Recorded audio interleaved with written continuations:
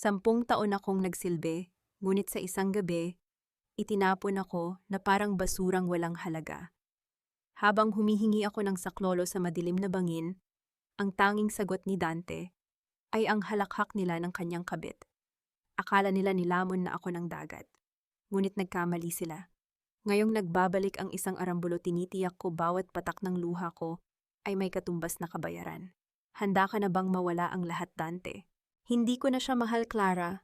Isang malaking pagkakamali ang pakasalan ng isang babaeng walang ibang alam gawin kundi ang magmukhang kawawa sa loob ng bahay. She's boring, amoy kusina at pabigat na sa bawat hakbang ko paitaas. She's just a housekeeper who forgot to leave. Ang boses ni Dante ay parang isang matalas na patalim na dahan-dahang humihiwa sa katahimikan ng pasilyo. Nakatayo si Nerissa sa labas ng bahagyang nakabukas na pinto ng opisina ng kanyang asawa, tila isang rebultong unti-unting nilalamon ng lamig. Ang kanyang mga kamay na may mga kalyo mula sa pagtulong sa pagtatayo ng kumpanya ni Dante, noong nagsisimula pa lamang sila sa isang maliit na garahe, ay mahigpit na nakakapit sa isang maliit na kahon na nakabalot sa asul na pelus. Sa loob ng kahon ay isang mamahaling relos. Ang regalo niya, para sa kanilang ika-10 anibersaryo ng kasal ngayong gabi. Buong hapon siyang nagluto ng paborito nitong sinigang na hipon at kare-kare. Umaasang sa kabila ng pagiging abala ni Dante, ay mabibigyan siya nito ng kahit sandaling pansin. Ngunit ang bawat salitang lumalabas sa bibig ng asawa ay mas masahol pa sa lason. But Dante, what if she refuses to sign the annulment papers? Baka gumawa siya ng eksena. Narinig niyang sagot ni Clara, ang babaeng kilala niya bilang isang mayamang kliyente ng kumpanya, ngunit ngayon ay malinaw na higit pa roon ang papel sa buhay ng kanyang asawa. Tumawa si Dante, isang tunog na dati ay musika sa pandinig ni Nerissa, ngunit ngayon ay tila huni ng isang buwaya. Don't worry, sweetie. I know how to handle her. Bibigyan ko siya ng kaunting barya, a-acting ako na parang ako pa ang biktima ng toxic niyang pagmamahal at pipirma siya. Nerissa is weak. She's nothing without me. Kung ayaw niyang dumaan sa madaling paraan, sisiguraduhin kong mawawala siya sa landas natin ng tuluyan. Ang maliit na kahon sa kamay ni Nerissa ay dahan-dahang nadulas mula sa kanyang mga daliri. Walang ingay na nalaglag ang relos sa makapal na alpombra ng pasilyo, katulad ng kanyang dignidad na nyurakan sa loob lamang ng ilang segundo. Naramdaman niya ang panunuyo ng kanyang lalamunan. Ang bawat tibok ng kanyang puso ay tila isang martilyo na bumubugbog sa kanyang dibdib. Hindi siya makahinga. Ang silid na dati ay puno ng mga pangarap nila ni Dante ay biglang naging isang masikip na kabaong. Dahan-dahang itulak ni Nerissa ang pinto. Ang liwanag mula sa loob ng opisina ay tumama sa kanyang maputlang mukha. Nakita niya ang pagkagulat sa mga mata ni Dante, ngunit agad itong napalitan ng isang malamig na iritasyon. Walang pagsisisi. Walang takot. So narinig mo na pala. Mas mabuti na rin siguro ito para hindi na tayo magsayang ng laway. Bungad ni Dante, habang dahan-dahang inaayos ang kanyang polo, tila ba wala siyang kakasira lang na buhay. 10 taon, Dante. 10 taon akong tumayo sa likod mo. I gave up my dreams para lang maging tuntungan mo patungo sa itaas. Ito ba ang halaga ng lahat ng iyon? Ang boses ni Nerissa ay mahina basag, ngunit puno ng puot na hindi niya akalaing kaya niyang maramdaman. Naglakad si Dante papalapit sa kanya. Ang bawat hakbang nito ay nagpaparamdam kay Nerissa kung gaano siya kaliit sa paningin ng lalaking minahal niya. You didn't give up anything, Nerissa. You were just lucky na pinakasalan kita. Look at yourself. You're pathetic. Pirmahan mo na ang mga papel na ito at umalis ka na sa bahay ko bago pa magbago ang isip ko at hindi ka bigyan kahit isang singko. Inihagis ni Dante ang mga dokumento sa sahig sa tabi ng nahulog na regalo ni Nerissa. Leave, ngayon din. Huwag mong hintayin na kalad ka rin kita palabas. Sa gitna ng malakas na ulan sa labas, lumabas si Nerissa ng kanilang subdivision na walang dalang anuman, kundi ang basag na puso at ang matinding kahihiyang tila nakatatak na sa kanyang balat. Ang bawat patak ng ulan ay tila mga karayom na tumutusok sa kanyang kaluluwa. Saan siya pupunta? Sino ang matatakbuhan niya? Ang lahat ng kanyang kaibigan ay mga kaibigan na rin ni Dante. Ang kanyang pamilya ay matagal na niyang tinalikuran para sa lalaking ito. Habang naglalakad sa madilim na highway, isang itim na sasakyan ang biglang humarang sa kanyang harapan. Ang silaw ng headlights ay nagpikit sa kanyang mga mata. Bumukas ang pinto ng sasakyan at isang lalaking nakasuot ng itim na barong, ang lumabas ang mukha ay hindi mabanaag sa dilim. Madam Nerissa, kailangan ninyong sumama sa amin, ang malamig na utos ng lalaki. Napako si Nerissa sa kanyang kinatatayuan. Ang takot na nararamdaman niya kanina ay napalitan ng isang mas malalim na kaba. Sino kayo? Anong kailangan niyo sa akin? Utos ito ni Don Celestino. Ang inyong ama ay matagal nang naghihintay. Bago pa man makasagot si Nerissa, naramdaman niya ang isang malakas na pagkahilo. Ang huling nakita niya ay ang malupit na ngiti ni Dante sa kanyang alaala bago tuluyang lamunin ng dilim ang kanyang malay. 10 taon ng buhay ko, ito lang pala ang halaga. Ang itapon sa gitna ng kawalan ng walang kalaban-laban. Akala mo ba talaga ay may sasagip sa iyo? You're so naive, Nerissa. Kahit ang tadhana ay pagod na sa kadramahan mo, ang boses na iyon ay hindi mula sa isang estranghero. Iyon ang boses ni Dante. Lumabas siya mula sa anino ng likurang upuan ng sasakyan. Ang kanyang mukha ay bahagyang naiilawan ng liwanag mula sa dashboard. Ang malupit na ngiti na nakita ni Nerissa sa opisina kanina ay mas naging matalim ngayon. Ang malamig na bakal ng isang baril ay dahan-dahang idiniin ni Dante sa sentido ni Nerissa, habang ang sasakyan ay mabilis na bumabaybay sa madilim at madulas na kalsada patungong Batangas. Dante, bakit? Ang tanging salitang lumabas sa nanginginig na labi ni Nerissa. Ang kamay niyang nakahawak sa laylayan ng kanyang basang damit ay tila nawalan na ng lakas. Ang lalaking pinagbihisan niya ng 10 taon, ang lalaking ipinagluto niya ng mainit na hapunan kanina lang ay siya ring lalaking nagnanais na tuldukan ang kanyang hininga. Tumawa ng mahina si Dante, isang tunog na mas nakakatakot pa kaysa sa kulog sa labas. Bakit? Dahil ikaw ang ebidensya ng lahat ng dumi ko, Nerissa. Alam mo kung paano ko binuo ang kumpanya. Alam mo ang mga transaksyong hindi dapat malaman ng board. At higit sa lahat, kailangan kong mamatay ka para makuha ko ang insurance na magliligtas sa akin mula sa pagkalugi. You're worth more dead than alive. Naramdaman ni Nerissa ang isang matinding lamig na bumabalot sa kanyang puso. Hindi ito ang lamig ng ulan, kundi ang lamig ng katotohanang ang buong buhay niya ay itinayo sa ibabaw ng isang malaking kasinungalingan. Ang bawat halik, ang bawat mahal kita ni Dante sa loob ng 10 taon ay mga hakbang lamang para sa gabing ito. Ang kanyang tiwala ay naging isang lubid na ngayon ay nakapulupot na sa kanyang sariling leeg. Huminto ang sasakyan sa gilid ng isang matarik na bangin. Ang tunog ng mga alon na humahampas sa mga bato sa ibaba ay tila isang naghihintay na libingan. Kinaladkad ni Dante si Nerissa palabas. Ang bawat pagkakasubsob ni Nerissa sa maputik na lupa ay sinasagot lamang ng marahas na paghila ni Dante sa kanyang buhok. Tingnan mo ang dagat, Nerissa. Napakaganda, di ba dyan ka magpapahinga ng matagal? Bulong ni Dante sa kanyang tainga, ang hininga nito ay amoy alak at kataksilan. Dante, please, huwag mong gawin ito. I can go away, hinding-hindi na ako magpapakita sa iyo. Pagmamakaawa ni Nerissa, ang kanyang luha ay humahalo sa tubig ulan na dumadaloy sa kanyang mukha. Ngunit ang kanyang pagsusumamo ay tila hangin lamang na dumaan sa pandinig ng lalaki. Too late, my dear. Masyado mo akong kilala. At ang mga taong nakakakilala sa tunay na Dante Villarreal ay hindi hinahayaang mabuhay. Sa isang malakas na tulak na ramdaman ni Nerissa ang pagkawala ng lupa sa ilalim ng kanyang mga paa. Ang huling nakita ni Nerissa bago siya tuluyang lamunin ng dilim ay ang silweta ni Dante na nakatayo sa tuktok ng bangin malamig na pinapanood ang kanyang pagbagsak. Ang hangin ay humahampis sa kanyang katawan habang mabilis siyang bumababa patungo sa nagngangalit na dagat. Sa sandaling iyon, ang takot ay biglang napalitan ng isang kakaibang katahimikan. Ang bawat alaala ng kanilang pagsasama, ang kanilang simpleng kasal, ang mga pangarap na binuo nila sa ilalim ng bituin ay tila mga piraso ng salamin na sumasabog sa kanyang isipan. Isang malakas na hampas ng tubig ang bumalot sa kanyang buong pagkatao. Ang bawat buto sa kanyang katawan ay tila nadurog sa bigat ng impact. Ang tubig dagat ay pumasok sa kanyang ilong at lalamunan mapait at mapangapi. Habang dahan-dahan siyang lumulubog sa ilalim ng madilim na kaisipan, isang imahe ng kanyang ina ang lumitaw sa kanyang gunita, isang kwintas na nagniningning sa gitna ng kadiliman. Mamatay na lang ba ako rito? Magiging isa na lang ba akong alaala na binao ng taong pinakamahal ko? Habang ang liwanag mula sa ibabaw ng dagat ay dahan-dahang naglalaho. Naramdaman ni Nerissa ang isang magaspang na kamay na humahawak sa kanyang braso.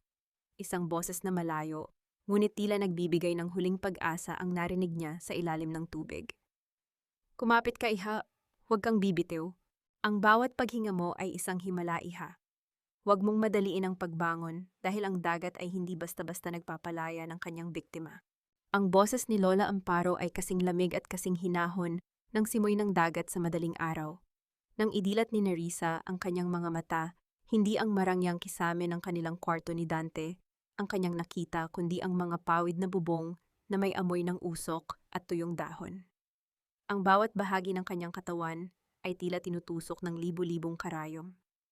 Ang alat ng dagat ay tila nanunuot pa rin sa kanyang lalamunan, mapait at nakakasulasok. Nasa isang maliit na kubo siya sa pampang ng Batangas. Ang tunog ng mga alon na humahampas sa dalampasigan ay hindi na nakakatakot. Tila ba ito ay isang oyay na nagpapatulog sa kanyang mga sugat. Sa tabi niya nakaupo si Mang Kepweng, ang mangingisdang may magaspang na kamay, ngunit may pusong ginto na humugot sa kanya mula sa bingit ng kamatayan. Salamat po, ang tanging naibulong ni Nerissa.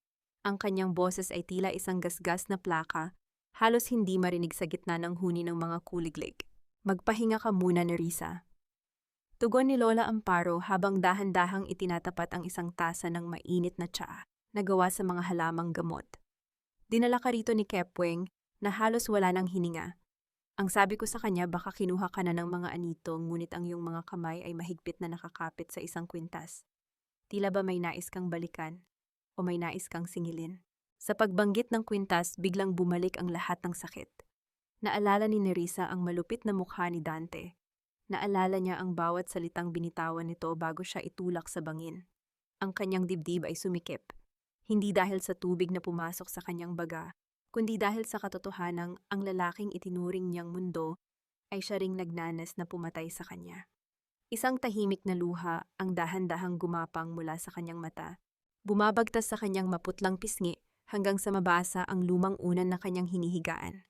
Wala siyang mailabas na tunog. Ang kanyang pag-iyak ay isang malalim at caging na hikbi na tila naggagaling sa kaibuturan ng kanyang kaluluwa. Sa bawat pagpikit niya, nakikita niya ang anino ni Dante sa tuktok ng bangin. Ang pag-ibig na dati ay nagbibigay sa kanya ng init ay naging isang malaking pilot na kailanman ay hindi na mabubura.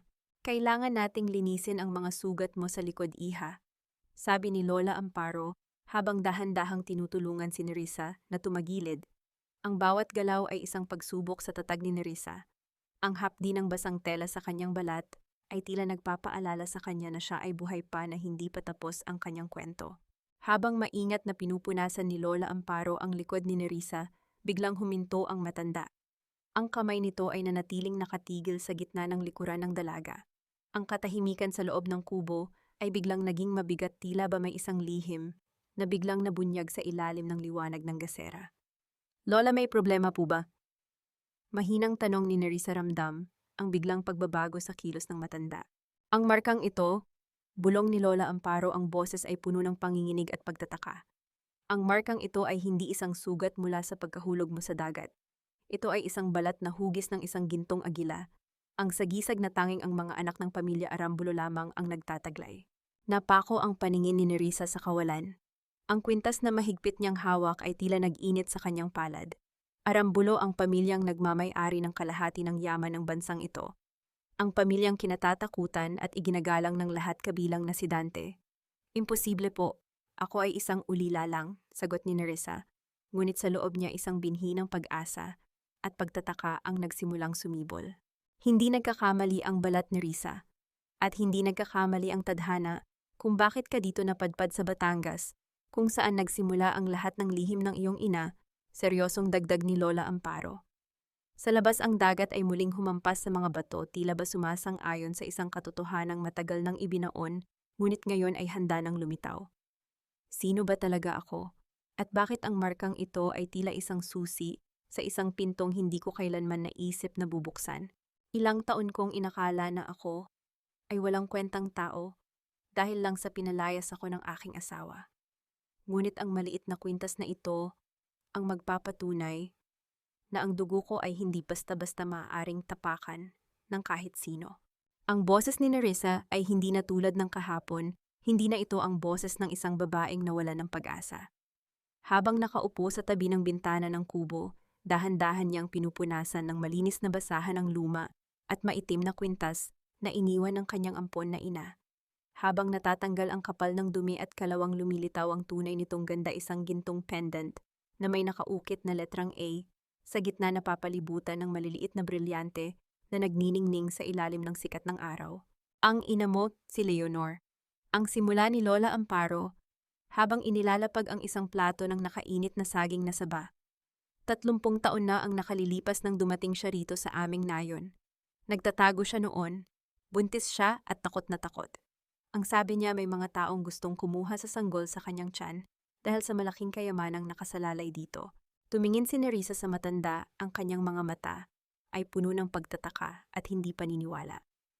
Kung si Leonor Arambulo ang aking ina, bakit niya ako iniwan sa isang ampunan? Bakit niya ako pinabayaan? Hindi kanya pinabayaan, Nerissa, sagot ng matanda, habang hinahawakan ang nanginginig na kamay ng dalaga. Pinalabas niyang namatay ang kanyang anak para iligtas ka sa mga buwaya sa lungsod. Bago siya pumanaw dahil sa sakit, ibinigay niya sa akin ang kwintas na iyan at nakiusap na ibigay sa iyo kapag oras na. At ang oras na iyon ay ngayon. Biglang naantala ang kanilang pag-uusap nang magsimulang tumunog ang lumang telebisyon sa sulok ng kubo. Ang malabo at mabilis na kumikislap na screen ay nagpapakita ng isang live news broadcast mula sa Manila. Ang mukha ni Dante Villarreal ay lumabas sa screen. Nakasuot siya ng itim, may mga maitim na bilog sa ilalim ng mga mata at hawak ang isang panyo habang humihikbi sa harap ng mga mamamahayag. Ginawa ko ang lahat para hanapin ang aking asawa. Ang pahayag ni Dante sa TV, ang kanyang boses ay puno ng kapaimbabawan at peking lungkot. Si Nerissa ay may pinagdadaanang matinding depresyon. Natatakot ako na baka kung ano na ang nagawa niya sa kanyang sarili pagkatapos niyang lumayas sa aming bahay. I'm begging anyone who sees her, please help me bring my wife home. Napahigpit ang hawak ni Nerissa sa basahan. Ang kanyang sikmura ay bumaligtad sa matinding pagkahilo at pagkasuklam. Ang lalaking nagtulak sa kanya sa bangin, ang lalaking nagnanais na pumatay sa kanya para sa pera ng insurance, ay ngayon ay nagpapakitang tao bilang isang nagdadalamhating asawa sa harap ng buong bansa. Napakagaling mong umarte, Dante. Bulong ni Nerissa sa kanyang sarili, ang kanyang mga ngipin ay naglalapat sa matinding galit. Ginawa mo pa akong isang taong sira ang bait sa mata ng publiko para pagtakpan ang iyong krimen. Ngunit hindi pa doon nagtatapos ang balita. Ang screen ay lumipat sa panibagong ulat. Isang matandang lalaki na may napakatayog na tindig na kasuot ng mamahaling barong at may hawak na gintong tungkod ang lumabas mula sa isang malaking gusali sa Makati. Si Don Celestino Arambulo, I am officially offering a 50 million peso reward for any information regarding the whereabouts of my long-lost daughter, Nerissa Arambulo. Ang malamig at makapangyarihang pahayag ng Don sa mga mamamahayag. To whoever is holding her, or to whoever knows where she is, remember this, and Arambulo never forgets a debt, and we never spare an enemy. Napatigil si Nerissa. Ang pangalang binanggit ng pinakamakapangyarihang tao sa bansa ay ang sarili niyang pangalan.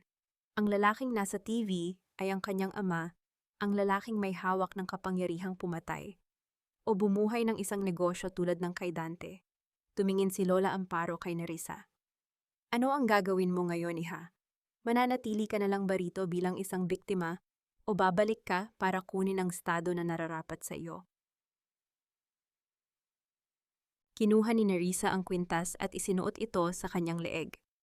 Ang malamig na ginto sa kanyang balat ay tila nagbigay sa kanya ng panibagong lakas. Ang takot na dating pumipigil sa kanya ay pinalitan ng isang malamig at kalkuladong hangarin para sa katarungan. Hindi na ako magtatago, Lola. Ang sagot ni Nerissa habang nakatitig sa mukha ng kanyang ama at ng kanyang traidor na asawa sa screen. Babalik ako sa Manila, ngunit hindi bilang ang kawawang Nerissa na pwedeng apak-apakan. Babalik ako bilang si Nerissa Arambulo. Huwag mong isipin na ang dugong nananalaytay sa iyong mga ugat ay sapat na para tawagin kitang anak. In this world, blood is just a biological coincidence. Power is the only true legacy. Are you here to reclaim your name, or are you here because you have nowhere else to go? Ang boses ni Don Celestino Arambulo ay tila isang malamig na hangin galing sa libingan, walang kahit anong init ng pagtanggap o pagkalinga. Nakatayo siya sa dulo ng isang mahabang lamesa, na gawa sa nara ang kanyang tindig ay matuwid at tila hindi tinatablan ng panahon. Ang bawat salita niya ay tumatama sa dibdib ni Nerissa, mas masakit pa kaysa sa mga latay na tinamo niya sa bangin. Nakatayo si Nerissa sa gitna ng dambuhalang bulwagan ng mansyong Arambulo. Ang kanyang suot ay isang simpleng bestidong nabili lamang sa palengke ng Batangas Kupas at hindi na babagay sa naglalakihang mga chandelier at mga gintong figurin na nakapaligid sa kanya. Sa bawat paghinga niya, nalalanghap niya ang amoy ng luma at mamahaling pabango, isang amoy na sumasakal sa kanyang pagkatao. Nararamdaman niya ang panginginig ng kanyang mga tuhod, ngunit pinilit niyang ituwid ang kanyang likod. Hindi ako napunta rito para mamalimos, Don Celestino. Ang sagot ni Nerissa, ang kanyang boses ay mahina ngunit may matibay na pundasyon ng paninindigan. Nandito ako dahil kailangan mong malaman na ang anak na akala mo ay matagal nang kinuha ng dagat ay buhay at handang kunin ang nararapat sa kanya. Dahan-dahang lumapit ang Don. Ang tunog ng kanyang gintong tungkod sa marmol na sahig ay tila isang babala, isang mabigat at regular na ingay na sumasabay sa mabilis na pintig ng puso ni Nerissa. Huminto ang matanda sa harap niya at tinitigan siya ng malalim. Ang kanyang mga mata ay tila mga scanner na sinusuri ang bawat hibla ng pagkatao ng dalaga. Ilang impostora na ang dumaan sa pintong iyan, lahat sila ay may daladalang kwintas at peking kwento, wika ng Don, habang dahan-dahang itinataas ang kanyang kamay. Anong ebidensya ang dala mo na hindi kayang pekein ng pera? Walang salitang itinaas ni Nerissa ang kanyang kamay sa kanyang leeg at ipinakita ang pendant na gintong A. Pagkatapos dahan-dahan niyang ibinaba ang bahagi ng kanyang damit sa balikat upang ipakita ang balat na hugis ng gintong agila. Ang bawat segundo ng katahimikan sa loob ng silid ay tila isang oras para kay Nerissa. Ang mga katulong na nakatayo sa gilid ay hindi man lang kumukurap, tila mga rebulto na naghihintay ng hatol. Nakita ni Nerissa ang bahagyang paggalaw ng mga labi ng Don, isang emosyon na hindi niya matukoy, maaaring pagsisisi o maaari ring isang malamig na pagkalkula. Hindi siya niyakap ng matanda. Hindi rin ito nagpakita ng kahit anong luha ng kagalakan. Sa halip, tumalikod ito at bumalik sa kanyang upuan. "The DNA test is just a formality now," ang sabi ni Don Celestino habang nagsasali ng scotch sa isang baso. "But listen to me, Nerissa. Hindi dahil Arambulo ka ay ibibigay ko na sa iyo ang susi ng aking kaharian. Ang aking kumpanya ay hindi isang charity. My successor must be a shark, not a victim. If you want to destroy Dante Villarreal, do it using my resources, but do it under my rules. Are you ready to kill the woman you used to be?" Naramdaman ni Nerissa ang pag-init ng kanyang mga mata. Naalala niya ang bawat gabi na ipinagluto niya si Dante, ang bawat sakripisyo niya para sa isang lalaking hindi naman siya minahal. Ang babaeng iyon ay matagal nang namatay sa bangin ng Batangas. "Patay na ang Nerissa na kilala niyo, Don Celestino," ang seryosong sagot niya. "Ang babaeng kaharap niyo ngayon ay wala nang ibang nais kundi ang makitang gumagapang sa lupa ang mga taong nagtangka sa kanyang buhay." Isang maliit na ngiti ang sumilay sa labi ng matanda, isang ngiti na mas nakakatakot kaysa sa galit. "Good, because your first lesson starts tonight. We are attending a gala at nando ng iyong asawa at ang kanyang kabit. You will go there not as my daughter, but as my new business consultant. I want to see if you can look him in the eye without breaking." "Wait, you want me to face him now agad-agad?" tanong ni Nerissa, ang kanyang puso ay tila gustong tumalon palabas ng kanyang dibdib. Isang Arambulo ay hindi tumatakbo sa laban, Nerissa. If you can't survive one night with your enemy, then you don't deserve my name. Nang makaalis ang Don, na iwan si Nerissa na mag-isa sa malaking bulwagan. Tumingin siya sa kanyang mga kamay na nanginginig pa rin. Mamayang gabi makikita niya muli si Dante. Ang lalaking nagtulak sa kanya sa kamatayan ay magiging malapit na muli sa kanya. Kaya ko na ba siyang harapin nang hindi sumisigaw sa galit? Kaya ko bang itago ang puot sa likod ng isang maskara ng kapangyarihan? Habang pabalik siya sa kanyang magiging silid, isang katulong ang lumapit sa kanya at bumulong. "Madam, may isang tawag po para sa inyo." Ayaw sabihin ang pangalan, pero ang sabi niya, alam daw niya ang totoo tungkol sa aksidente ninyo. "Ang kong kapal ng mukha mong magpakita rito, Dante. At suot mo pa ang relo na ibinigay ko sa iyo habang ang kamay mo ay nakapulupot sa bewang ng ibang babae. Ang mga salitang ito ay hindi binigkas ni Nerissa ng malakas kundi nanatiling nakakulong sa kanyang isipan habang nakatayo siya sa itaas ng grand staircase ng ballroom. Mula sa kanyang kinalalagyan, kitang-kita niya si Dante na nakikipagtawanan sa mga mayayamang negosyante. Nakasuot ang kanyang asawa ng isang mamahaling tuxedo at sa kanyang tabi ay si Clara na animoy isang reyna sa suot nitong pulang gown na kumikinang sa ilalim ng mga chandelier. Mukhang masayang-masaya sila, tila ba ang pagkawala ni Nerissa ay isang malaking tinik na matagumpay nilang nabunot. Nararamdaman ni Nerissa ang pangangatog ng kanyang mga binti sa loob ng kanyang mahabang gown na kulay hating gabi. Ang bawat hininga niya ay mabigat parang may nakadagan na bato sa kanyang dibdib. Gusto niyang sumigaw, gusto niyang sugurin si Dante, at kalad ka rin ito sa harap ng lahat. Ngunit naramdaman niya ang mahigpit na pagkawak ni Don Celestino sa kanyang braso. Remember Nerissa, Pagya. Bulong ng matanda ang boses ay kasing talim ng labaha. Emotions are for the weak. Silence is the ultimate weapon of an Arambulo. Don't let him see the victim. Let him see the ghost that will haunt his dreams. Dahan-dahang bumaba si Nerissa sa hagdanan. Ang bawat hakbang niya ay tila isang deklarasyon ng digmaan. Ang mga mata ng mga tao sa ballroom ay unti-unting natuon sa kanya. Sino ang misteryosong babaeng ito na kasama ng mailap na si Don Celestino? Ang kanyang ayos ay napakalayo sa dating Nerissa, na amoy sinigang at laging nakatali ang buhok. Ngayon ang kanyang buhok ay nakaistilong nakaangat inilalantad, ang kanyang mahabang leeg, at ang nagniningning na kwintas na arambulo. Nang makalapit sila sa grupo ni Dante, naramdaman ni Nerissa ang biglang pagtigil ng mundo. Huminto si Dante sa pagsasalita. Ang baso ng champagne sa kanyang kamay ay bahagyang nayanig. Nanlaki ang kanyang mga mata, at ang kulay sa kanyang mukha ay biglang naglaho tila ba nakakita siya ng isang maligno sa gitna ng maliwanag na silid. Don Celestino, it's an honor to see you here, nautal na bati ni Dante. Ngunit ang kanyang paningin ay nakapako kay Nerissa. Ang kanyang mga labi ay nanginginig. And who is this lady? Dante Villarreal, I presume? Malamig na tugon ni Don Celestino na tila hindi napapansin ang tension. Meet my new strategic consultant and personal associate, Miss Nerissa. She will be overseeing the auditing of all my investments, including the potential partnership with your company. Nerissa, pabulong na sambit ni Dante. Tumingin siya kay Clara na tila humihingi ng saklolo. Si Clara naman ay nakataas ang kilay sinusuri si Nerissa mula ulo hanggang paa halatang naiinis sa atensyong nakukuha ng bagong dating. Tumingin si Nerissa ng diretso sa mga mata ni Dante. Walang luha, walang panginginig. Ang tanging nakita ni Dante sa mga mata ng babaeng ito ay ang isang malalim at madilim na bangin ang parehong bangin kung saan niya itinulak ang kanyang asawa. Nice to meet you, Mr. Villarreal, wika ni Nerissa sa isang Taglish na accent na Pino at puno ng autoridad, malayo sa dating paraan ng kanyang pagsasalita. I've heard so much about your efficiency. I look forward to looking into your books. I believe there's a lot of things hidden there that need to be brought to light. Bahagyang lumapit si Nerissa kay Dante. Sapat na para maamoy nito ang kanyang pabango, isang amoy na pamilyar. Ngunit ngayon ay tila may halong panganib.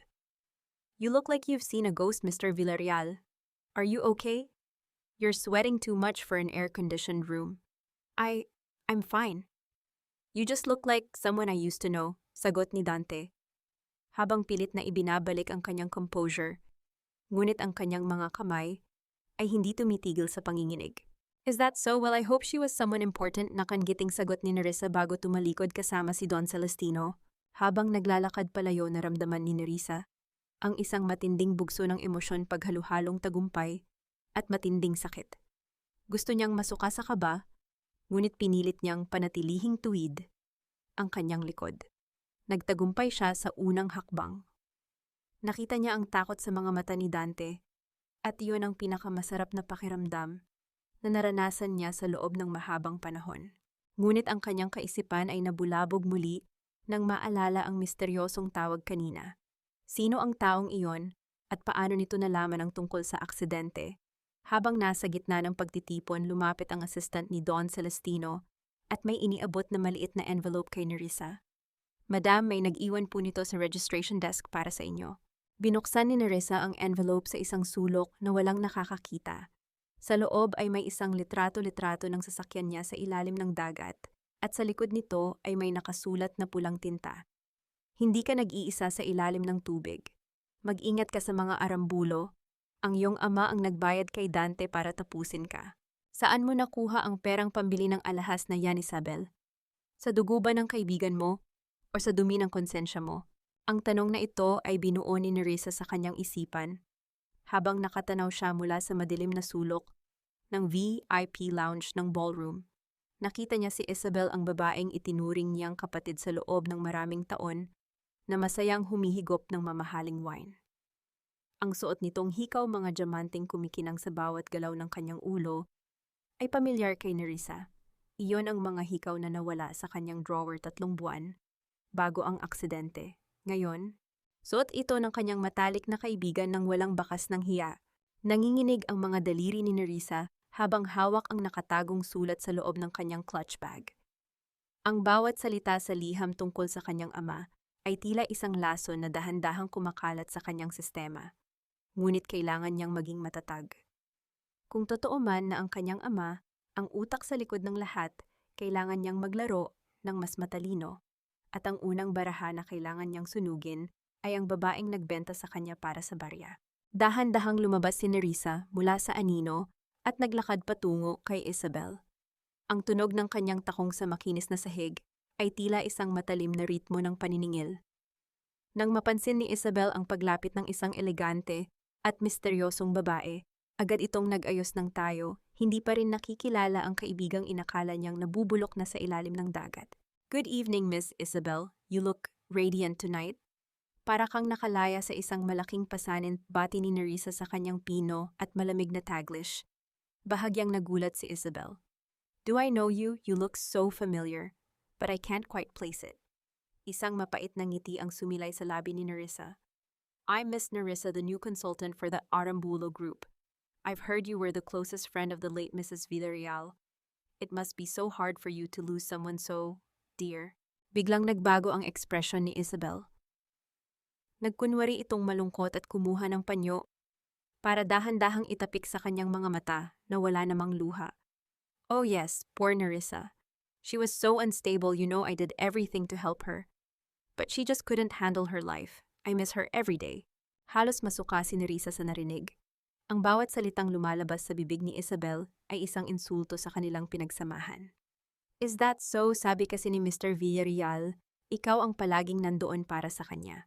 "I wonder, magkano kaya ang ibinayad niya sa'yo para manatiling sarado ang bibig mo tungkol sa mga gabi na hindi siya umuuwi?" Natigilan si Isabel.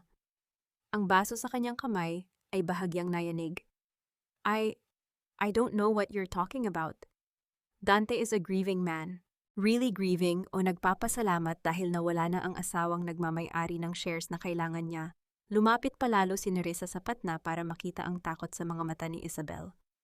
"I am reviewing the insurance claims of Nerissa Villarreal, Isabel. At nakita ko ang pangalan mo bilang isa sa mga tumanggap ng allowance mula sa kumpanya ni Dante noong buwan na nawala siya. Tell me, bayad ba yun sa pag-setup mo sa kanya sa kalsadang iyon?" Namutla si Isabel. Ang kanyang mga labi ay nanginginig at tila hindi makahanap ng tamang salita. "Sino ka ba talaga? Bakit mo ako kino-question ng ganito?" "I am the person who sees everything, Pab." Malamig na sagot ni Nerissa. "And I have a proposition for you, Isabel. I need someone inside Dante's circle, someone who loves money more than loyalty. If you work for me, I'll give you triple what Dante is paying you. If you refuse, well, I have the audit reports that can send you to jail for embezzlement." Ang gahaman na kislap sa mga mata ni Isabel ay sandaling lumitaw bago ito napalitan ng pag-aalinlangan. Ang kanyang utang na loob kay Dante ay mabilis na naglaho sa harap ng mas malaking halaga. "Triple at, anong kailangan kong gawin? Just be yourself, Isabel. Be a traitor. Pero sa pagkakataong ito, ako ang pagsisilbihan mo." Habang papalayo si Nerissa, naramdaman niya ang isang matinding pagkapuot sa kanyang sarili dahil kailangan niyang makipag-usap sa isang ahas. Ngunit mas malaki ang banta na kinakaharap niya. Lumingon siya sa kabilang dulo ng ballroom kung saan nakatayo si Don Celestino nakasalukuyang nakikipag-usap sa ilang opisyal ng gobyerno. Ang matanda ay mukhang kagalang-galang, ngunit ang sulat sa loob ng kanyang bag ay tila sumisigaw ng katotohanan. Kung ang sarili niyang ama ang nagbayad kay Dante para patayin siya, ibig sabihin ay nasa loob siya ng lungga ng leon. Ang bawat pagkain na kinakain niya, ang bawat hangin na nilalanghap niya sa mansyong iyon ay maaaring maging huli niya. Nabalik lamang ang diwa ni Nerissa nang marinig niya ang isang pamilyar na boses sa kanyang likuran. Isang boses na hindi kabilang sa mundo ng mga mayayaman, isang boses na nagmula sa dalampasigan ng Batangas. Madam, huwag kayong lilingon. May sumusunod sa inyo mula pa kanina. Hindi ito tao ni Don Celestino. Ito ang taong kumuha ng litrato ng inyong sasakyan sa ilalim ng dagat. Hindi lahat ng nagliligtas sa iyo ay may mabuting hangarin, Nerissa. Minsan ang kamay na humahatak sa iyo paangat ay siya ring kamay na lulunod sa iyo kapag wala ka ng pakinabang. Ang boses na yon ay galing kay Lando, ang anak ni Mang Kepweng, na sumunod pala sa kanya hanggang Maynila dahil sa pag-aalala. Sa dilim ng hardin ng hotel, malayo sa ingay at kislap ng ballroom, nagtagpo ang kanilang mga mata. Ang hitsura ni Lando na may suot na uniforme ng isang waiter ay sapat na para malaman ni Nerissa na hindi siya pababayaan ng mga taong tunay na nagmalasakit sa kanya sa Batangas. Lando, anong ginagawa mo rito? Paanong... Hindi makapaniwalang tanong ni Nerissa habang ang kanyang puso ay tila nakahanap ng isang maliit na isla ng kaligtasan sa gitna ng malupit na karagatan ng Maynila. Huwag na nating pag-usapan yan, madam. Ang mahalaga ay malaman ninyo ang totoo. Mabilis na sabi ni Lando habang patingin-tingin sa paligid. Ang taong nagbigay sa inyo ng litrato ay hindi kaaway.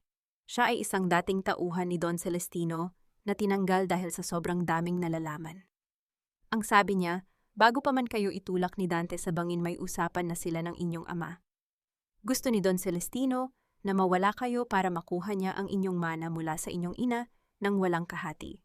Naramdaman ni Nerissa ang unti-unting pagmamanhid ng kanyang buong katawan. Ang bawat salita ni Lando ay tila isang lason na dahan-dahang pumapatay sa huling pag-asa niya na may pamilya pa siyang matatakbuhan. Ang mansyong inaakala niyang tahanan ay isa palang marangyang kulungan, at ang kanyang ama ay ang pinakamalupit na gwardya. Kaya ba niya ako hinahanap? Hindi dahil sa pagmamahal, kundi para masigurong patay na talaga ako. Bulong ni Nerissa. Ang kanyang mga kuko ay bumaon sa kanyang palad sapat na para makaramdam siya ng pisikal na sakit na hihigit sa hapdi ng kanyang kalooban. Mag-ingat kayo, madam. Sa mundong ito, ang lason ay hindi lamang nasa pagkain, kundi nasa mga matatamis na salita ng mga taong nakapaligid sa inyo. Huling babala ni Lando bago ito mabilis na naglakad palayo at muling humalo sa mga tauhan ng hotel. Bumalik si Nerissa sa loob ng ballroom na tila isang anino. Ang musika ay naging isang nakakabinging ingay sa kanyang pandinig. Nakita niya si Dante sa gitna ng dance floor, kasayaw si Clara. Ang dalawa ay mukhang perpektong magkapareha, ngunit sa mga mata ni Nerissa, nakita niya ang lamat sa kanilang relasyon. Ang bawat bulong ni Clara kay Dante ay tila may kasamang panunumbat, at ang bawat ngiti ni Dante ay halatang pilit at puno ng takot. I can't believe we're spending this much on a party, Dante, for closure na ang kumpanya natin next week kung hindi mo makukuha ang pirma ng consultant na, yan. Narinig ni Nerissa ang matinis na boses ni Clara nang dumaan siya sa malapit sa kanila. Tumahimik ka. Clara, ginagawa ko ang lahat. Ang babaeng yan, kailangan ko siyang mapaamo. If I can get her on my side, Arambulo's wealth will be ours. Sagot ni Dante sa isang mahinang pasigaw na boses. Isang ideya ang biglang nabuo sa isipan ni Nerissa. Kung ang kumpanya ni Dante ay nasa bingit na ng pagbagsak, kailangan niya itong itulak palalo. Gagamitin niya ang kasakiman ni Clara para wasakin ang pundasyon ng tiwala nila sa isa't isa. Ang laso na ipapakain niya sa kanila ay hindi nakakamatay sa katawan, kundi nakakamatay sa kanilang pagsasama. Dahan-dahan siyang lumapit sa bar kung saan nag-iisa si Clara pagkatapos nitong iwanan ni Dante. Beautiful gown, Miss Clara. It's a shame that such beauty might soon be replaced by the orange uniform of a prisoner. Panimula ni Nerissa, ang kanyang boses ay malamig at puno ng pangungut siya. Lumingon si Clara, ang kanyang mukha ay puno ng galit. Who do you think you are? Consultant ka lang ni Don Celestino. Wala kang karapatang pagsalitaan ako ng ganyan. Ninapamtabam ka na balitita. I am the woman who knows where Dante hides his offshore accounts, Clara. And I also know that he's planning to leave the country alone without you once the money is cleared. Pagsisinungaling ni Nerissa nang may buong kumpiyansa. Did you really think he loves you? He only loves the lifestyle you represent. Kapag naghirap na kayo, ikaw ang unang isasakripisyo niya para iligtas ang sarili niya. Nakita ni Nerissa ang pag-aalinlangan sa mga mata ni Clara. Ang binhi ng pagdududa ay matagumpay niyang naitanim. Ang bawat salita niya ay tila isang dahan-dahang pagbiga sa leeg ni Clara, pinaparamdam dito ang panganib na hindi nito nakikita noon. "You're lying, Dante will never do that to me," sigaw ni Clara, ngunit ang panginginig ng kanyang boses ay nagpakita ng kabaligtaran. "Believe what you want to believe, Clara." Pero kapag nahanap mo na ang passport niya na may ticket pa Singapore na wala ang pangalan mo, huwag kang iiyak sa akin. Huling hirit ni Nerissa bago siya lumayo nang may tagumpay sa kanyang mga labi. Nabalik ang diwa ni Nerissa nang maramdaman niya ang isang kamay na humawak sa kanyang balikat. Paglingon niya ang malamig na titig ni Don Celestino ang bumungad sa kanya. Ang matanda ay nakatitig sa kanya nang may paghihinala, tila binabasa ang bawat plano sa loob ng kanyang utak. "You're talking too much to the enemies, Nerissa. Isang pagkakamali pa at baka malimutan kong anak kita kaka ang banta ng Don." Ngunit hindi na natakot si Nerissa. Sa halip ngumiti siya nang matamis sa kanyang ama. Isang ngiti na nagpapahiwatig na alam na niya ang lahat. "I'm just playing the game you taught me, Father." At sa larong ito, tinitiyak kong walang matitira para sa mga traidor. Nang makauwi sa mansyon, pumasok si Nerissa sa kanyang kwarto at nagulat sa nakita niya sa ibabaw ng kanyang unan. Isang maliit na bagay na nagniningning sa ilalim ng liwanag ng buwan. Ang kanyang lumang wedding ring, ang singsing na itinapon ni Dante sa basurahan noong gabing pinalayas siya, ay nandoon tila isang madugong paalala. At sa tabi ng singsing may isang maikling sulat na may pamilyar na sulat kamay. "I know you're not a consultant. See you in hell, Nerissa." Hindi ka pinalaki ng dagat para lang matakot sa isang kalawanging singsing, Nerissa. Kung hindi mo kayang harapin ang isang pirasong bakal, paano mo kakaharapin ang halimaw na nagtapon sa iyo sa mga paiting? Ang boses ni Don Celestino ay kasing lamig ng porselanang tasa na kanyang hinahawakan habang nag-aalmusal sa balkonahe. Nakatayo si Nerissa sa kanyang harapan, nanginginig ang mga kamay habang ipinapakita ang singsing at ang sulat na natagpuan niya sa kanyang unan. Ang sikat ng araw sa umagang iyon ay tila hindi sapat upang tunawin ang namumuong yelo sa loob ng mansyon. Alam niya, Father, alam ni Dante na ako ang consultant mo, at hindi siya titigil hanggat hindi niya ako natatapos ng tuluyan. Wika ni Nerissa, ang kanyang boses ay puno ng frustration. Paano niya nagawang makapasok sa kwarto ko? Sa mansyong ito na punong-puno ng gwardya, hasa. Dahan-dahang ibinaba ng Don ang kanyang tasa. Tumingin siya kay Nerissa, nang may halong pagkadismaya, isang tingin na nagpaparamdam sa dalaga na siya ay isang malaking kabiguan. "Pinapasok ko siya, Nerissa. Pinayagan ko siyang magpadala ng mensahe sa iyo." Nanlaki ang mga mata ni Nerissa. Ang hangin sa kanyang paligid ay tila biglang nawala. "Ano, bakit mo hinayaang takutin niya ako sa loob mismo ng tahanan ko?" "Because you were becoming too comfortable, Mata," malamig na sagot ng Don. "Nakalimutan mo na ang galit mo dahil sa ganda ng mga damit na suot mo.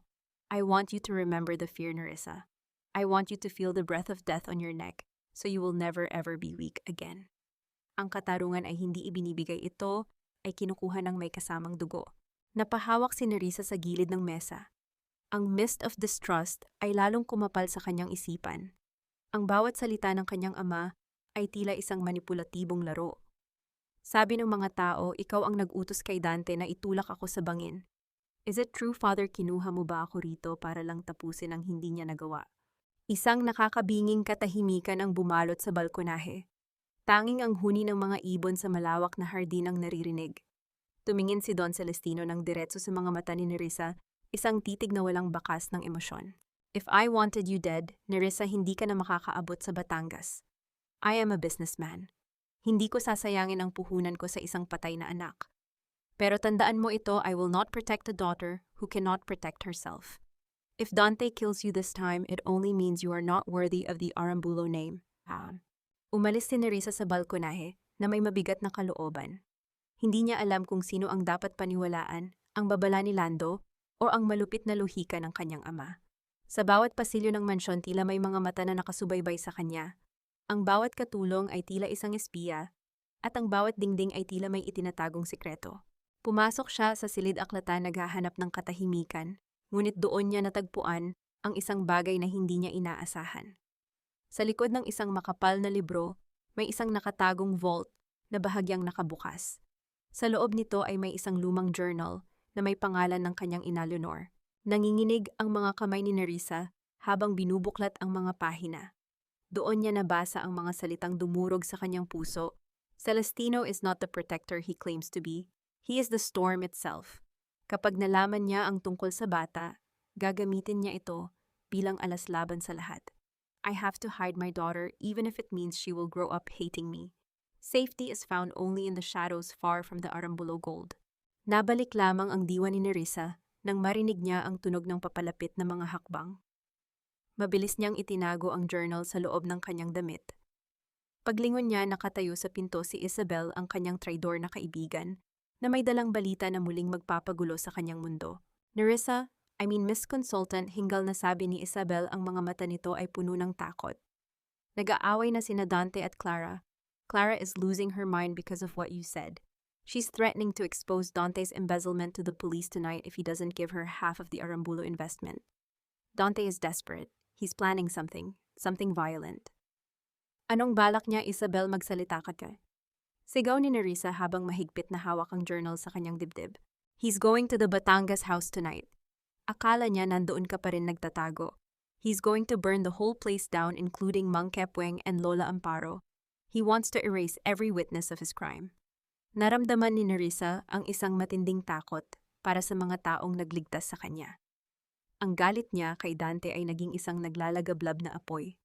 Hindi na ito tungkol sa kanyang mana. Tungkol na ito sa mga inosenteng buhay na nadadamay sa kasakiman ng isang lalaki. Maghanda ka, Isabel. Sasama ka sa akin sa Batangas, utos ni Nerissa. At siguraduhin mong malalaman ni Clara ang bawat galaw natin. I want them both to be there when the fire starts. It's time they realize that an Arambulo doesn't just survive storms, we create them. Habang mabilis na naglalakad si Nerissa palabas, hindi niya napansin ang isang figura na nakatayo sa itaas ng hagdanan. Pinapanood ang bawat galaw niya. Si Don Celestino, hawak ang kanyang gintong tungkod, ay may isang misteryosong ngiti sa kanyang mga labi. Go, my daughter. Go and show me if you have the heart of a killer or the soul of a martyr, bulong ng matanda sa hangin. Akala mo ba, Dante, ganoon kadaling sunugin ang katotohanan? Ang apoy ay nakakatunaw ng kahoy at lona, ngunit ang galit ng isang babaeng pinagtaksilan ay hindi kayang patayin ng kahit anong abo. Ang boses ni Nerissa ay nanggaling sa kadiliman mula sa likuran ng mga puno ng niyog na nakapalibot sa maliit na kubo sa Batangas.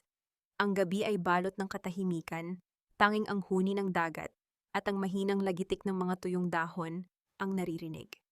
Nakatayo si Dante sa harap ng kubo, hawak ang isang galon ng gasolina, habang ang kanyang mukha ay nababakas ang matinding gulat at takot. Sa tabi niya si Clara ay nanginginig din, hindi malaman kung tatakbo o lalaban. Nerissa, panong? Nauutal na sabi ni Dante, habang dahan-dahang nabubitiwan ang galon. Ang amoy ng gasolina ay humahalo sa alat ng dagat, isang amoy na nagbabadya ng kamatayan. Patay ka na, nakita kitang nahulog. Hindi ka pwedeng mabuhay. Diyan ka nagkakamali, Dante. Ang dagat na inakala mong magiging libingan ko ay siya ring naghugas sa akin mula sa lahat ng dumi mo. Sagot ni Nerissa habang dahan-dahang lumalabas sa liwanag ng buwan. Ang kanyang anyo ay tila isang reyna ng kadiliman, nakasuot ng itim ang mga mata, ay nagniningning sa galit, at ang tindig ay kasing tatag ng mga bato sa dalampasigan. At ngayong gabi tinitiyak kong ikaw ang lalamunin ng apoy na binalak mong gamitin sa mga inosenteng tao. Dante, let's go, sabi ko sa iyo, trapito.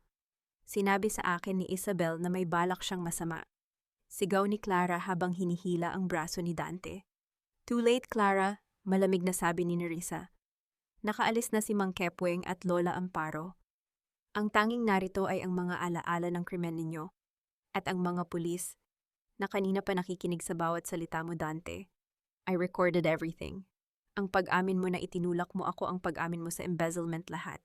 You bitch, sigaw ni Dante, at sa isang iglap kinuha niya ang isang lighter mula sa kanyang bulsa. Kung mamamatay man ako, isasama kita. Hindi ka magtatagumpay. Nerissa hinding-hindi. Bago pa man maikiskis ni Dante ang lighter, isang malakas na tunog ng sirena ang bumasag sa katahimikan ng gabi. Ang mga ilaw ng sasakyan ng pulis ay biglang bumulaga mula sa lahat ng panig ng dalampasigan. Napalibutan sila. Nakita ni Nerissa ang pagguho ng mundo sa mga mata ni Dante.